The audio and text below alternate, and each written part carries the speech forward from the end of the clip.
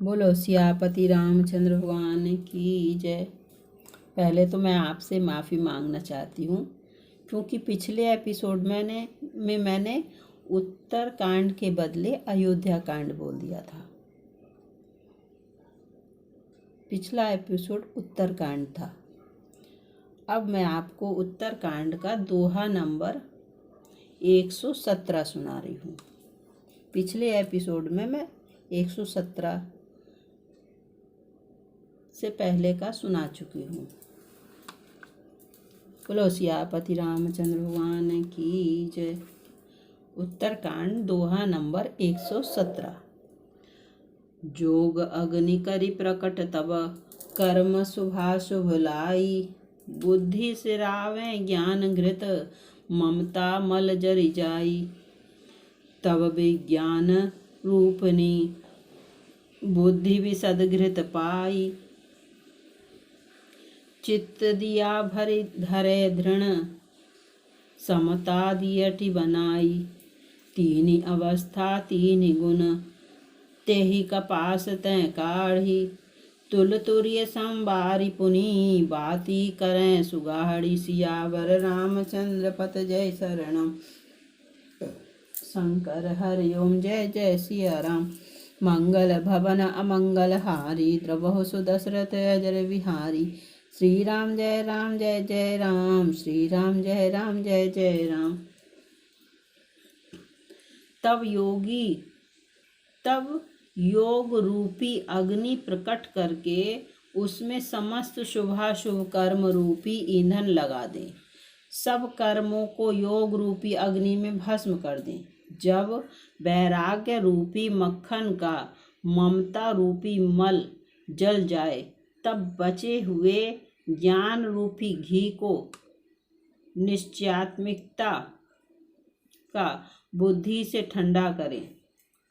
तब विज्ञान रूपिणी बुद्धि उस ज्ञान रूपी निर्मल घी को पाकर उससे चित्त रूपी दिए को भरकर समता की दीवट बनाकर उस पर उसे दृढ़ता पूर्वक जमा कर रखें। जागृत, स्वप्न और सुषुप्ति तीनों अवस्थाएं और सत्व, रज और तम तीनों गुण रूपी कपास से तुर्यावस्था रूपी रुई को निकाल कर और फिर उसे संवार कर उसकी सुंदर कड़ी बत्ती बनावें। यही विधि ले से दीप तेज राशि विज्ञानमय, जातहि जासु समीप जरहि मदादिक जलभ सब। बोलो सियापति रामचंद्र भगवान की जय। इस प्रकार तेज की राशि विज्ञानमय दीपक को जलावें, जिसके समीप जाते ही मद आदि सब पतंगे जल जाएं। सोहमस्मि, वह ब्रह्म मैं हूँ। यह जो अखंड तेल धारावत कभी न टूटने वाली वृत्ति है, वही उस ज्ञान दीपक की परम प्रचंड दीप शिखा लौ है। इस प्रकार जब आत्मानुभव के सुख का सुंदर प्रकाश फैलता है, तब संसार के मूल भेद रूपी भ्रम का नाश हो जाता है और महान बलवती अविद्या के परिवार मोह आदि का अपार अंधकार मिट जाता है। तब वही विज्ञान रूपिणी बुद्धि आत्मानुभव रूप प्रकाश को पाकर हृदय रूपी घर में बैठकर उस जड़ चेतन की गांठ को खोलती है। यदि वह विज्ञान रूपिणी बुद्धि उस गांठ को खोलने पावे, तब यह जीव कृतार्थ हो। परंतु हे पक्षी राज गरुड़ जी, गांठ खोलते हुए जानकर माया फिर अनेकों विघ्न करती है। हे भाई, वह बहुत सी रिद्धि सिद्धियों को भेजती है, जो आकर बुद्धि को लोभ दिखाती है, और वे रिद्धि सिद्धियां कल बल और छल करके समीप जाती हैं और आंचल की वायु से उस ज्ञान रूपी दीपक को बुझा देती हैं। यदि बुद्धि बहुत ही सयानी हुई तो वह उन रिद्धि सिद्धियों को अहितकर हानिकर समझकर उनकी ओर ताकती नहीं। इस प्रकार यदि माया के विघ्नों से बुद्धि को बाधा न हुई तो फिर देवता उपाधि विघ्न करते हैं। इंद्रियों के द्वारा हृदय रूपी घर के अनेकों झरोखे हैं। वहां वहां प्रत्येक झरोखे पर देवता थाना किए अड्डा जमाकर बैठे हैं। ज्यों ही वे विषय रूपी हवा को आते देखते हैं त्यों ही हठ पूर्वक किवाड़ खोल देते हैं। ज्यों ही वह तेज हवा हृदय रूपी घर में जाती है त्यों ही वह विज्ञान रूपी दीपक बुझ जाता है। गांठ भी नहीं टूटी और वह आत्मानुभव रूप प्रकाश भी मिट गया। विषय रूपी हवा से बुद्धि व्याकुल हो गई, सारा किया कराया चौपट हो गया। इंद्रियों और उनके देवताओं को ज्ञान स्वाभाविक ही नहीं सुहाता, क्योंकि उनकी विषय भोगों में सदा ही प्रीति रहती है और बुद्धि को भी विषय रूपी हवा ने बावली बना दिया। तब फिर दोबारा उस ज्ञान दीपक को उसी प्रकार से कौन जलावे। तब फिर जीव विविधि विधि पावई संसृति क्लेश, हरि माया अति दुस्तर तरि न जाई विहगेश। कहत कठिन समुझत कठिन साधत कठिन विवेक, होई गुणाक्षर न्याय जो पुनि प्रत्यु अनेक। सियावर रामचंद्र पत जय शरणम शंकर हरि ओम जय जय सिया राम। मंगल भवन अमंगल हारी द्रबहो दशरथ अजर बिहारी। श्री राम जय राम श्री राम जय जय राम। इस प्रकार ज्ञान दीप के बुझ जाने पर तब फिर जीव अनेकों प्रकार से संसृति जन्म मरण आदि के क्लेश पाता है। हे पक्षीराज, हरि की माया अत्यंत दुस्तर है, वह सहज ही में तरी नहीं जा सकती। ज्ञान कहने समझाने में कठिन, समझने में कठिन और साधने में भी कठिन है। यदि गुणाक्षर न्याय से संयोगवश कदाचित यह ज्ञान हो भी जाए तो फिर उसे बचाए रखने में अनेकों विघ्न हैं। ज्ञान का मार्ग कृपाण दुधारी तलवार की धार के समान है। हे पक्षीराज, इस मार्ग से फिरते देर नहीं लगती। जो इस मार्ग को निर्विघ्न निभा ले जाता है वही कैवल्य मोक्ष रूपी परम पद को प्राप्त करता है।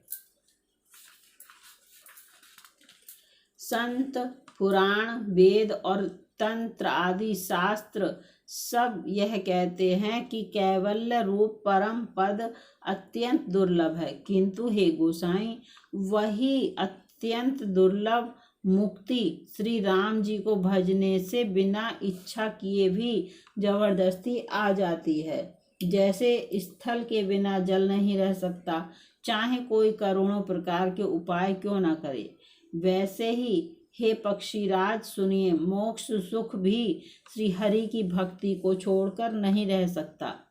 ऐसा विचार कर बुद्धिमान हरि भक्त भक्ति पर लुभाए रहकर मुक्ति का तिरस्कार कर देते हैं।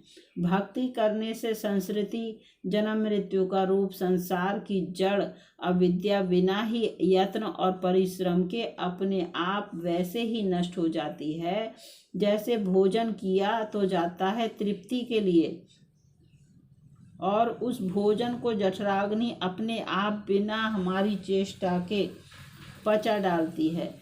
ऐसी सुगम और परम सुख देने वाली हरि भक्ति जिसे नहा सुहावे, ऐसा मूढ़ कौन होगा। सेवक सेव्य भाव बिनु भवन तरिय उर्गारी, भजहु राम पद पंकज अस सिद्धांत विचारी।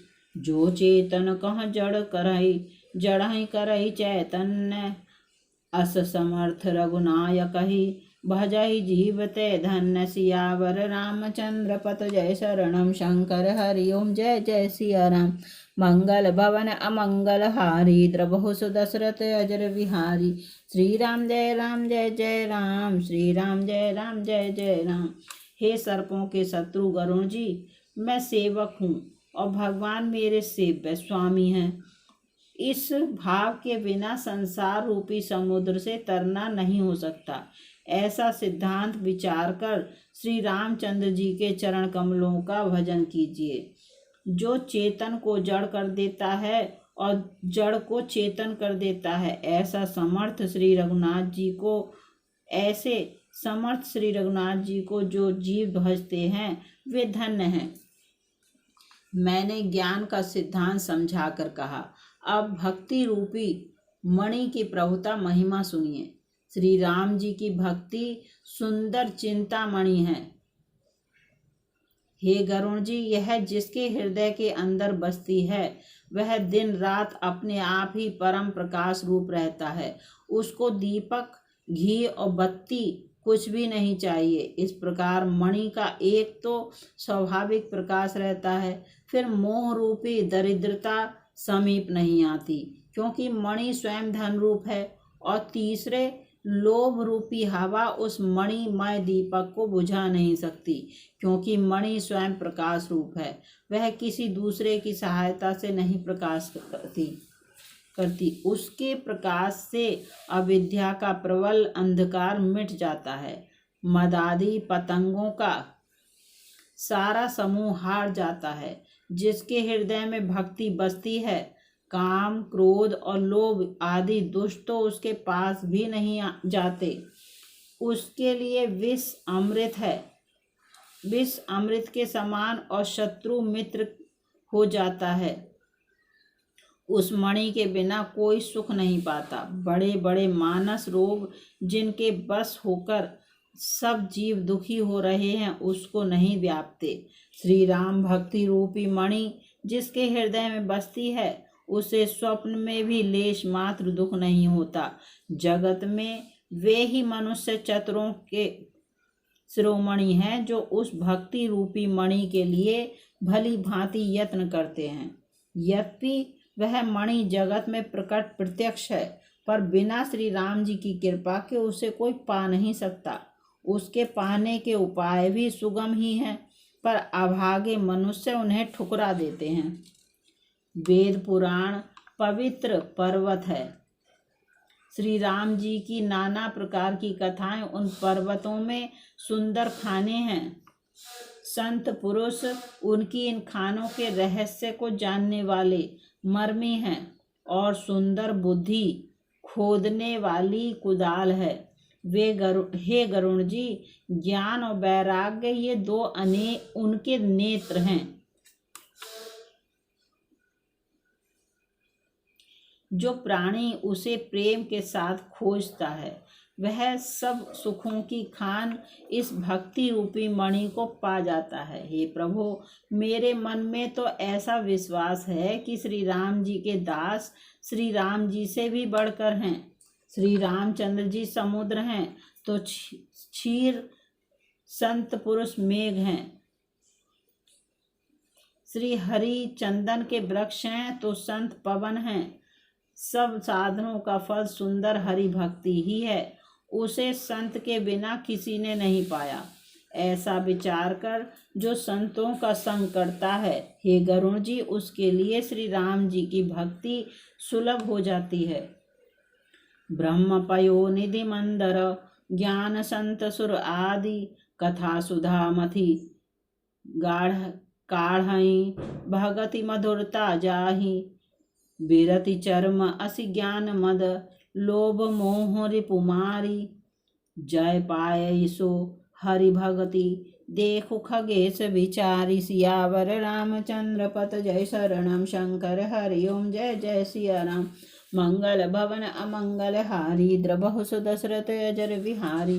श्री राम जय जय राम, श्री राम जय जय राम। ब्रह्म वेद समुद्र हैं, ज्ञान मंद्राचल है और संत देवता हैं। जो उस समुद्र को मथ कर कथा रूपी अमृत निकालते हैं, जिसमें भक्ति रूपी मधुरता बसी रहती है। वैराग्य रूपी ढाल से अपने को बचाते हुए और ज्ञान रूपी तलवार से मद, लोभ और मोह रूपी बैरियों को मारकर जो विजय प्राप्त करती है, वह हरि भक्ति ही है। हे पक्षीराज, इसे विचार कर देखिए।